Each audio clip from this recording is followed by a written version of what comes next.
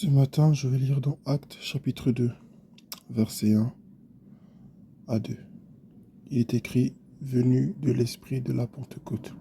Quand le jour de la Pentecôte arriva, ils étaient tous ensemble au même endroit. Tout à coup, il vint du ciel un bruit comme celui d'un vent violent qui remplit toute la maison où ils étaient assis. Amen. Je continue encore un peu plus loin. Des langues qui semblaient de feu leur apparurent, séparées les unes des autres, et elles se posèrent sur chacun d'eux. Ils furent tous remplis du Saint-Esprit et se mirent à parler en d'autres langues, comme l'Esprit leur donnait de s'exprimer. Amen. Gloire à Dieu. Il est important de comprendre que l'Esprit de Dieu se manifeste là où il y a l'unité. Ce sera même le thème de notre message. L'Esprit de Dieu se manifeste là où il y a l'unité. Ces personnes étaient tous réunies au même endroit. Elles priaient ensemble pour recevoir la puissance du Saint-Esprit, celle que Jésus leur avait promis avant de les laisser dans Actes chapitre 1. De Actes chapitre 1 au verset 8, il dit: mais vous recevrez une puissance lorsque le Saint-Esprit viendra sur vous, et vous serez mes témoins à Jérusalem, dans toute la Judée, dans la Samarie et jusqu'aux extrémités de la terre. Jésus leur a dit qu'ils allaient recevoir cette puissance. Déjà, nous voyons là que tout ce que le Seigneur dit, il le fait. Mais dans leur cas, il y avait une condition à remplir, c'était celle de l'unité et de la persévérance dans la prière. Donc on va dire deux conditions: la persévérance dans la prière et l'unité. Ils étaient unis, ils priaient ensemble. La Bible dit dans Actes chapitre 1, toujours au verset 14, que tous persévéraient d'un commun accord dans la prière avec les femmes, avec Marie, la mère de Jésus, et avec les frères de Jésus. Donc, tous persévéraient ensemble, dans un même accord, dans la prière. Ils cherchaient Dieu. Ils demandaient la puissance de Dieu. Ils demandaient le Saint-Esprit. Aujourd'hui, on est beaucoup à se dire, non, mais on a déjà le Saint-Esprit, donc on peut aller évangéliser. Non, non, non. Nous avons certes le Saint-Esprit qui nous convainc du péché, qui peut nous permettre de discerner le bien du mal, qui nous donne la force de prier, qui nous donne la force de faire ce que Dieu nous demande. Mais nous avons besoin de la puissance du Saint-Esprit pour être des témoins. C'est différent. Amen. C'est différent. Dans Ésaïe 61, la parole du Seigneur, à travers le prophète Ésaïe, dit: l'Esprit du Seigneur, de l'Éternel, est sur moi pour annoncer la bonne nouvelle, pour guérir ceux qui ont le cœur brisé. Il dit: l'Esprit du Seigneur, de l'Éternel, est sur moi pour... Il n'a pas juste dit l'Esprit du Seigneur est en moi. Quand tu acceptes Jésus, l'Esprit de Dieu, oui, vient vivre en toi. Mais il n'est pas sur toi. Il faut que nous recherchions cela, cette dimension-là, du Saint-Esprit de Dieu sur nous, pour que le monde soit vraiment témoin de l'amour du Seigneur, que le monde soit témoin de la puissance de Dieu. Et quand la puissance de Dieu se manifeste au travers de nous, ce n'est pas pour que nous puissions devenir célèbres, ce n'est pas pour que nous puissions réclamer de l'argent, ce n'est pas pour que nous puissions réclamer, encore une fois, de l'argent, des dons, ce n'est pas pour que nous puissions attirer l'attention sur nous, mais plutôt l'attention sur le Seigneur. Mais tout ça part à partir de l'unité. L'unité et la persévérance dans la prière. Tu ne verras rien le premier jour, ni le deuxième jour, ni la première semaine, ni même le premier mois, ni même le deuxième mois, peut-être même pas la première année, ni même la deuxième année, mais il faut persévérer. Il est écrit, tous persévéraient d'un commun accord dans la prière avec les femmes, avec Marie, la mère de Jésus, et avec les frères de Jésus, dans Acte 1 au verset 14. Et c'est ce que nous voyons le fruit de cette persévérance dans le livre de Actes chapitre 2, verset 1 à 4 que je viens de lire. Ils ont persévéré d'un commun accord, et un jour, la puissance du Saint-Esprit a répondu. Si toi et moi nous persévérons dans la prière, Si toi et moi, nous cherchons vraiment le Seigneur, si toi et moi, nous unissons l'un avec l'autre, l'un à l'autre, pardon, pour vraiment rechercher le Seigneur agira. Le Seigneur n'attend que ça. Vous savez, ce n'est pas que le temps de Dieu n'est pas arrivé. Ce n'est pas que euh, le Seigneur n'est pas disposé. Si Dieu est bien disposé à le faire, mais c'est nous qui ne sommes pas disposés. C'est nous qui ne prenons pas le temps. On est toujours là en train de se justifier. Non, mais il y a le travail. Non, mais il y a ceci. Non, mais il y a cela.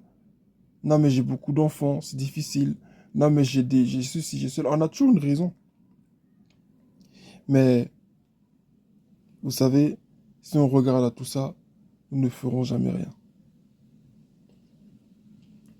Si nous avons la force de répandre des ragots dans l'église, si nous avons le temps de nous plaindre, le temps d'aller sur des réseaux sociaux, le temps de s'asseoir devant la télévision pour regarder des séries télévisées ou sur Netflix, si nous avons le temps d'aller acheter des nouveaux vêtements, si nous avons le temps de faire des courses, si nous avons le temps d'aller faire du sport, c'est que nous avons le temps aussi de prier. C'est que nous avons le temps aussi de se réunir avec des frères et sœurs et de prier. Si nous avons le temps de faire des activités à l'église, certains parmi nous-mêmes sont dans divers départements. Si nous avons le temps de le faire, c'est que nous avons le temps aussi. C'est que nous pouvons aussi trouver le temps de prier. Alors, soyons unis dans la prière. Soyons unis. L'unité, l'unité est très importante. Soyons unis. La force de l'unité, voilà ce que ça produit. Soyons vraiment unis en tant qu'Église. Prions. Ce n'est pas une question de catholiques, de mormons, de témoins de Jéhovah, ou d'évangéliques, pardon, ou de je ne sais pas quoi, d'assemblée de Dieu. Ce n'est pas de ça dont il est question. Il est question de l'Église de Jésus. Quand le Seigneur nous regarde, il ne voit qu'une seule Église. Nous devons être unis, unis, unis, unis, pour que ce que Dieu veut faire puisse se faire. Nous sommes dans des quartiers et nous ne nous connaissons même pas. Ah, là-bas, il y a l'église Temple du Salut. À l'autre côté, il y a Parole Évangile. Dans le même quartier, hein, on est plus de 5, 6, presque même 10 églises. Mais on ne se connaît même pas. On ne se connaît même pas. On ne sait même pas qui est qui. Ton frère, ta soeur passe devant toi. Tu ne sais même pas qui il est. Elle ne sait même pas qui tu es. Dimanche, on se lève, chacun va à l'église et puis on rentre. Mais dans nos villes, il y a des âmes à sauver. Si nous tous on s'unit vraiment pour chercher vraiment la face du Seigneur, que nous prions comme les disciples, le Seigneur va puissamment se manifester et il se glorifiera. Ne sont pas dans ces questions qui n'ont pas de sens, qui sont, oui, mais si on prie, si on fait tout ça, après les âmes vont aller où? Le Seigneur saura comment il va faire. Rappelons-nous que devant Dieu, il n'y a qu'une seule assemblée. Donc, que toutes les âmes aillent dans l'assemblée de là-bas, ou que toutes les âmes viennent de mon assemblée, ou que toutes les âmes aillent dans l'assemblée de l'autre celui qui est dans l'autre ville. C'est toujours dans la même église qui se trouve. C'est juste que nous sommes dans des salles différentes, dans des pièces différentes. C'est juste ça. Mais sinon, c'est la même église. Parce que c'est dans le même ciel qu'on va se retrouver. Donc, le problème aussi des gens, des fois, par rapport à ça, c'est qu'ils pensent à l'argent ou au leadership. Donc, non. Ne soyons pas dans ce genre de pensée charnelle. Recherchons vraiment le Saint-Esprit. Unissons-nous vraiment pour chercher la face du Seigneur. Et le Seigneur va le faire. Tous ceux qui se sont unis là, plus tard, se sont dispersés. Ils sont allés dans le monde entier. Mais avant qu'ils se dispersent, il a fallu d'abord qu'ils soient unis euh, dans la prière. Et même étant dispersés dans le monde, ils étaient toujours unis en esprit dans le Seigneur. Donc que le Seigneur nous fortifie. Soyons unis soyons unis et persévérants dans la prière pour que l'Esprit de Dieu puisse descendre au milieu de nous et faire son œuvre. C'est encore temps, c'est encore possible que le Seigneur se manifeste ainsi. Ce n'est pas impossible. Dieu veut le faire. Et tous ceux qui sont en esprit avec le Seigneur en ce moment ressentent cela. Ils pressentent son avènement, ils pressentent son retour. Et ils jeûnent, ils prient, ils cherchent le Seigneur. Selon de ceux qui cherchent vraiment le Seigneur. C'est possible. Ne sont pas de ceux qui se disent, non mais c'est plus possible, aujourd'hui c'est trop tard, regarde le temps est passé, avec tout ce qui se passe dans ce monde. Si c'est comme ça que tu veux réfléchir, bah, vaut mieux arrêter la foi. Vaut mieux arrêter tout. Comment toi tu fais pour être chrétien dans ces temps difficiles alors? Comment toi-même tu fais pour être chrétien? Comment toi tu fais pour croire en Dieu alors encore? Non, faut plus croire, faut tout abandonner, faut tout laisser. Les temps sont du jour maintenant, donc faut tout laisser. C'est pas la foi que nous devons avoir. Dieu peut tout faire à n'importe quel temps. Autant les disciples ont prié, on les cherchait, on les persécutait, on voulait tuer les disciples de Jésus. Mais ils ont persévéré dans la prière. Ils se cachaient, c'est vrai, mais ils persévéraient dans la prière. Leur but était d'un jour de sortir de leur cachette pour aller prêcher l'évangile. Ils avaient besoin de la puissance de Dieu pour le faire. À leur temps, c'était encore plus difficile qu'en notre temps. Aujourd'hui, tu peux prêcher dans la rue, tu peux prêcher partout. C'est vrai, par arriver, des fois, il y a la police et tout. Mais tu sais, quand il y a la puissance, quand il y a la puissance de Dieu, c'est différent. C'est différent. Donc, recherchons vraiment le Saint-Esprit, s'il vous plaît. Unissons-nous vraiment dans la prière. Et le Seigneur va faire ce qu'il a à faire. Le problème n'est pas du côté de Dieu. Le problème est de notre côté à nous. Parce que nous ne nous disposons pas pour faire ce que Dieu veut que nous fassions.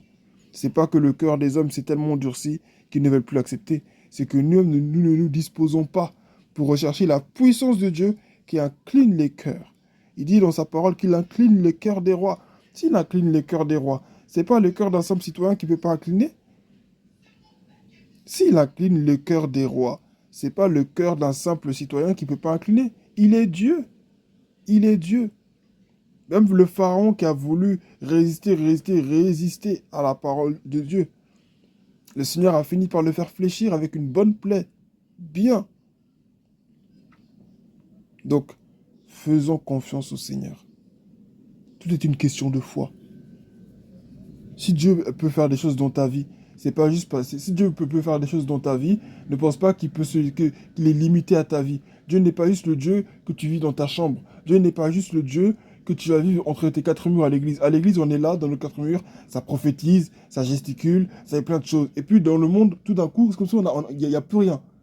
C'est ça le Saint-Esprit. Donc le Saint-Esprit, c'est quelqu'un, on va le chercher juste entre quatre murs. Non mais, prophétesse, archibishop, tout ça c'est du cinéma? C'est du théâtre?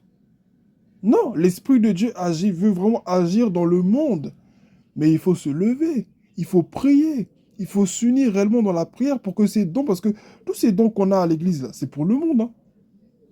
C'est pour le monde que Dieu nous les a donnés. C'est pour le monde. C'est pas juste on est là à l'église. Toi, viens ici. Le Seigneur m'a dit ça. Le Seigneur m'a dit ça. Non. Dieu veut le faire dans le monde. Imagine, tu es prophétesse des nations, tu es je ne sais qui, ou même n'importe quel fidèle. Tu as une vraie relation avec Dieu. On t'appelle sur un plateau pour débattre d'un sujet. Et puis l'Esprit de Dieu il descend sur toi. Tu commences à prophétiser des choses qui vont se passer sur la nation. Des choses qui vont se passer dans 2, 3 jours. Dieu te dit, voilà ce qui va se passer, voilà ce qui va se passer. Ou même tu les avertis au nom du Seigneur. Le Seigneur peut le faire. Parce que ce que ce monde a besoin maintenant, c'est pas juste de voir des paroles. Et c'est comme avant, ça a toujours été comme ça. Le monde a besoin de voir la démonstration de la puissance de Dieu. Le monde a besoin de voir la démonstration de la puissance de Dieu.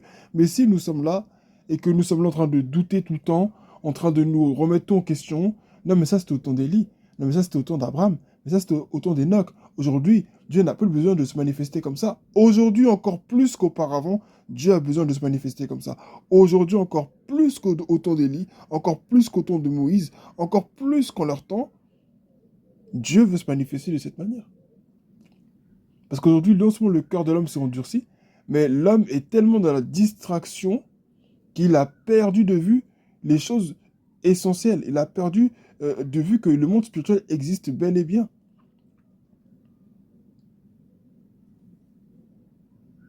Que Dieu te bénisse, que Dieu nous fortifie. Soyons unis dans la prière.